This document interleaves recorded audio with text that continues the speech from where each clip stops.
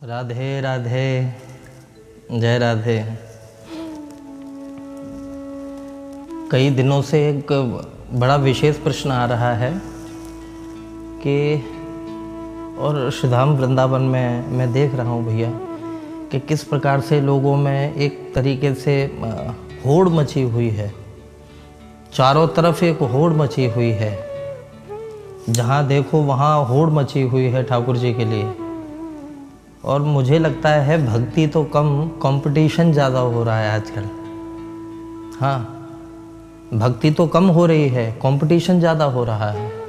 और मेरे भाई बहन, कई वैष्णवों ने ये प्रश्न किया कि क्या इसी प्रतिद्वंदिता से ही भगवत प्राप्ति होती है क्या? हाँ? जो आजकल देखा देखी एक प्रचलन चल पड़ा है कि गोपाल जी को रखना टोकरी में ले जा करके कहीं पर भी ले जा रहे हैं, खा रहे हैं, पी रहे हैं, जूठन आदि आदि आदि आदि।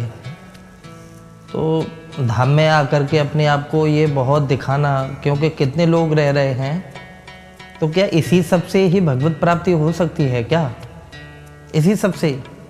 गोपाल जी घर के छोटे अच्छे नहीं लगे तो बोले बड़े गोपाल सुंदर से लाने हैं। उसके हमारे पड़ोसी के बहुत सुंदर गोपाल जी हैं, तो छोटे गोपाल जी कहीं मंदिर में छोड़ दिए या घर पे ही रखे हुए हैं, वो दिखाने के लिए बड़े गोपाल जी और ले आए साथ में। क्या इसी सब से भगवत प्राप्ति होनी है क्या? तो मेरे भाई बहन, एक बहुत श्रेष्ठ प्रश्न है ये, और हम सभी के लिए है, समझना चाहिए इस बात को।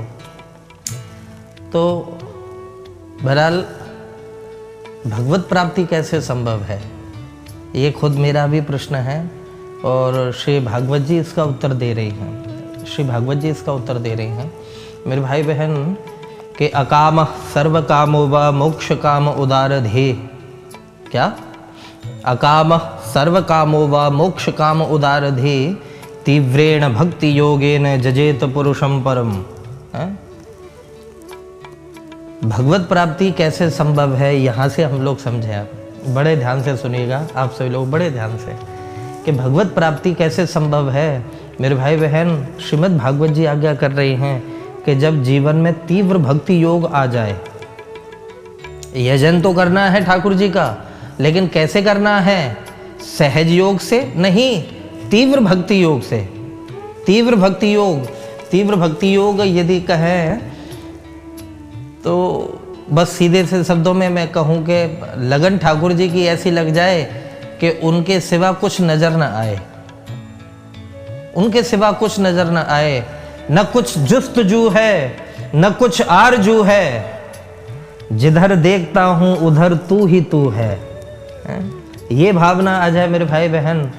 ये केवल कह नहीं रहा हे मेरे बिहारी जी, हे मेरे राधा वल्लभ, हे मेरे ठाकुर जी, हे मेरी प्रिया जी, हे किशोरी जी। ये कब भावना बन जाए पूर्णतया ये भावना कब बन जाए कि जब हर स्थिति में मेरे गोविंद का ही दर्शन हो, मेरी प्रिया जी का दर्शन हो। इसको कहते हैं तीव्र भक्ति योग। और तीव्र भक्ति योग ऐसा नहीं होता।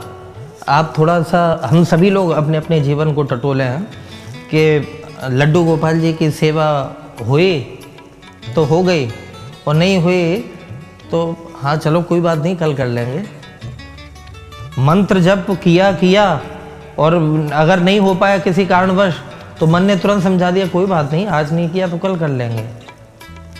बिहारी जी दर्शन, श्री राधा वल्लभ दर्शन, राधा रमण दर्शन जो लोग नित्य जाने वाले हैं और मन में ऐसा भाव है कि दर्शन हो गए, अरे वाह बहुत बढ़िया, अरे आज नहीं जा पाए, आज कुछ काम लग गया, कोई बात नहीं कल कर लेंगे। मेरे भाई बहन, ये केवल थोती भक्ति है, ये तीव्र भक्ति योग नहीं है।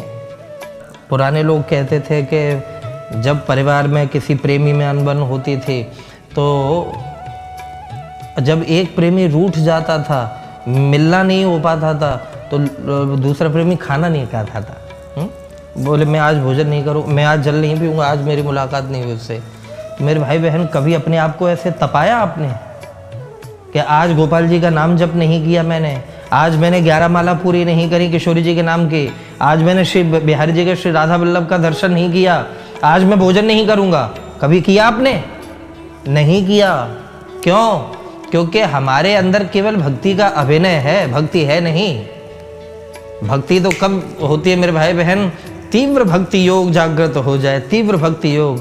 वाह वाह वाह वाह। एक महात्मा के पास आकर के एक शिष्य ने कहा, बोले गुरुजी भगवत प्राप्ति कैसे हो सकती है? हैं गुरुदेव, भगवत प्राप्ति कैसे हो सकती है? तो गुरुजी ने कहा कि बेटे समय आने पर इसका उत्तर देंगे हम आपको। बोले मैं नाम भी जपता हूँ, मैं सत्संग भी करता हूँ, ठाकुर जी का पूजन अर्चन वंदन इत्यादि भी करता हूँ, भगवत प्राप्ति कैसे हो? बहुत बड़ा उत्तर है ये। गुरुजी ने कहा बेटे मैं आपको उत्तर दूंगा। एक दो दिन निकले, एक दिन की घटना, गुरुजी ने उसको कहा शिष्य को कि भाई बेटे स्नान के लिए चल रहे हैं, चलोगे साथ में? अरे गुरुजी आपकी आज्ञा जरूर चलेंगे। साथ में गुरुजी के गए वो, और जब स्नान के लिए गए तो देखा कि हाँ यहाँ पानी अच्छा है, बेटे डुबकी लगाओ यहाँ। और जैसे ही शिष्य ने सज्जनों डुबकी लगाई, गुरुजी थोड़े हट्टे कट्टे थे, गर्दन पर ही गुरुजी चढ़ बैठे, गर्दन पकड़ ली और पानी में ही गर्दन घुसेड़ दी उनकी शिष्य की। अब तो हाथ पटके उसने पूरा बल लगा दिया, पैर छटपटाए, और गुरुजी ने इतना जोर से, इतना दबा करके उसकी गर्दन को रखा कि लगा कि अब गोते लगने शुरू हो गए कि बस ये ख़त्म हो जाएगा अब कुछ देर में। और जब ख़त्म होने वाला था उसी समय गुरुजी ने छोड़ दिया, उसी समय छोड़ दिया गुरुजी ने। वो बाहर गर्दन आते ही सबसे पहले तो पानी के बाहर भगा, और बाहर भगते ही जैसे ही उसने आंखों में से पानी सा थोड़ा सा निकला, थोड़ा सा बोलने की हिम्मत आई, तो हिल की भर भर के रोने लग गया। और गुरुजी को देख करके कहा, गुरुजी क्या मैंने इसीलिए दीक्षा ली थी आपसे? क्या मैंने इसी दिन के लिए आपको गुरु बनाया था कि आप मुझे पानी में डुबो करके खत्म कर दें? अगर एक क्षण गुरुजी और नहीं छोड़ते आप, प्राणांत हो जाता, मर जाता मैं, आपको पता है। तो गुरुदेव हंस करके कहते हैं, बोले बेटे जो 2-4 दिन पहले तुमने प्रश्न किया था ना कि भगवत प्राप्ति कैसे हो, ये उसका उत्तर है। तुम्हें जल के अंदर जिस प्रकार से एक श्वास लेने के लिए हर प्रयत्न करने पर मजबूर हो रहे थे, और ये प्रयास कर रहे थे कैसे भी करके एक श्वास मिल जाए, मुझे थोड़ा सा मुझे हिम्मत मिल जाए जीने की, एक श्वास मिल जाए। मेरे भाई, मेरे बच्चे, जैसे तुमको श्वास लेने के लिए अंदर जद्दोजहद चल रही थी, कश्मकश चल रही थी, जब वही छटपटाहट, वही तीव्रता, वही तीव्र भक्ति योग जब श्री ठाकुर जी के लिए होता है, जब उनके बिना चैन ना आए, हैं? उनके बिना कहीं कल ना पड़े, उनके नाम के बिना कहीं सुकून ना आए, जब ये स्थिति हो जाए, जब श्वास के लिए जैसे तुम छटपटा रहे थे, वैसी ही छटपटाहट जिस दिन तुम्हारे अंदर श्री ठाकुर जी के लिए आ जाएगी, स्वयं गोविंद साक्षात प्रकट हो जाएंगे तुम्हारे जीवन में, स्वयं प्रकट हो जाएंगे ठाकुर जी। ये होता है तीव्र भक्ति योग। हमारा तीव्र भक्ति योग नहीं है। हम तो क्या है, अपनी दिनचर्याओं में, गृहस्थ में रहते हुए सभी लोग बस जो बन गया सो कर लिया, नहीं बना तो कोई नहीं, कल कर लेंगे। मेरे भाई, इसको तीव्र भक्ति योग नहीं कहते हैं। तीव्र भक्ति योग इसको नहीं कहते हैं। लगन वो जो लग गई ठाकुर जी में तो लग गई। एक बहुत साधारण सा उदाहरण आपको प्रस्तुत करूं। एक लड़की, एक कन्या, जिसको अपने प्रियतम से मिलने जाना था, अपने पति से मिलने जाना था उसको। पति कहीं परदेश से आ रहा था, तो उसने घर पर सुंदर श्रृंगार किए, वस्त्र इत्यादि धारण किए, आभूषण धारण किए, और उसके प्रत्येक आभूषण धारण करने में, प्रत्येक अवस्था में उसकी चिंतन उसके पति का चल रहा था कि बस अभी आते होंगे, मुझे उनको स्टेशन पे रिसीव करने जाना है, स्टेशन पे लेने जाना, उनको बस आते ही होंगे, ट्रेन आने वाली होगी, बस मैं तैयार हो जाऊं। साड़ी पहनते समय उसका चिंतन, बिंदी लगाते समय उसका चिंतन, नथ बेसर धारण करते समय उसका चिंतन, क्रीम पाउडर लगाते समय उसका चिंतन, हर स्थिति में उसका चिंतन करते करते और सोचते सोचते वो स्टेशन की तरफ गई।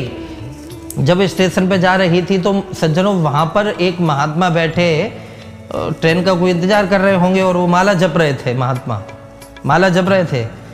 तो उस स्त्री को पति से मिलने का इतना चाव, उसे कहीं कुछ नहीं दिख रहा। अचानक उसने उन महात्मा के आसन पर लात रख दी, पैर रख दिया, और जैसे ही पैर रखा मालिक, वो महात्मा आग बबूला हो गए। वो संत ने कहा कि ए लड़की, इतनी बेसहूर हो गई कि तुझे ये दिख नहीं रहा कि मैं परमात्मा का भजन कर रहा हूं बैठा बैठा, तो उसी पूजा के आसन पर लात रख करके जा रही है तू। जैसे ही महात्मा ने ये डांट करके शब्द कहा तो लड़की ने हाथ जोड़ ली, उस स्त्री ने हाथ जोड़ करके कहा, अब बाबा क्षमा करना, मुझसे गलती हो गई, मुझे ध्यान नहीं रहा। कहाँ है तेरा ध्यान? मेरा पति आ रहा है, आज कई महीनों के बाद मेरा पति घर आ रहा है, तो मैं उससे मिलने के मन को लेकर के मैं चली आ रही हूँ। उससे मिलने की ऐसी छटपटाहट है मेरे मन में कि मुझे दिखा नहीं, मैं क्षमा चाहती हूँ। लेकिन महाराज जी बुरा मत मानना कि मैं नर रांची ना लखी है, मैं नर रांची ना लखी, तुम कत लख्या सुजान। मेरा ध्यान एक इंसान में था, तो मुझे ये पता नहीं चला कि कहाँ महात्मा बैठे हुए हैं, कहाँ आसन पड़ा हुआ, कहाँ कौन है, मुझे बिल्कुल भी ध्यान नहीं है। मेरा ध्यान केवल एक इंसान में था। मैं नर रांची ना लखी, तुम कत लख्या सुजान, और पढ़ पुराण बोरा भया, तेने जान्यो नहीं भगवान, तेने जान्यो नहीं भगवान। ये पुराण पढ़ के आपने मंत्र जप करते हुए, ठाकुर जी का नाम लेते हुए, मैं केवल एक निवेदन कर रही हूँ कि मेरा इंसान में ध्यान था, मुझे नहीं पता चला आसन इत्यादि कहाँ पड़ा हुआ है, लेकिन तुम्हारा तो ध्यान भगवान में लगा हुआ था, तो फिर तुम्हारा ध्यान इस पैर पे और गंदगी पे कहाँ से आ गया? कहाँ से आ गया? लगन, ये इसको लगन कहते हैं मेरे भाई। लगन ये, जब इस प्रकार की लगन अपने ठाकुर जी से हो कि हमें हर स्थिति में हमारा प्रीतम नज़र आए, हर स्थिति में हमारी श्री प्रिया जी नज़र आए, हर स्थिति में श्री प्रियालाल नज़र आवे, इससे बढ़िया जीवन का कोई उपयोग हो नहीं सकता। और जब ये स्थिति बनती है मेरे भाई बहन, तो ब्रह्मा जी ने जो भाव कहा है कि जीवेत यो मुक्ति पदे सदाए भाक, वो तो जीते जी भगवत प्राप्ति का अधिकारी हो जाता है मेरे भाई बहन। उसको मरने की आवश्यकता नहीं, वो जीते जी भक्त पद का अधिकारी है, भगवत पद का अधिकारी है। इसलिए मेरे भाई बहन, अकाम सर्व कामो वा मोक्ष काम उदारधि, तीव्रेण भक्ति योगेन जजेत पुरुषम परम। तीव्र भक्ति योग से जब भगवत चिंतन किया जाता है, जब भक्ति करी जाती है, तब ही मुझे लगता है श्री ठाकुर जी की प्राप्ति होती होगी। आशा करता हूँ आप सभी लोगों के जीवन में खूब भक्ति का वर्धन हो, खूब लाल जी की कृपा बरसे, श्री प्रिया जी खूब कृपा करें। राधे राधे, जय राधे।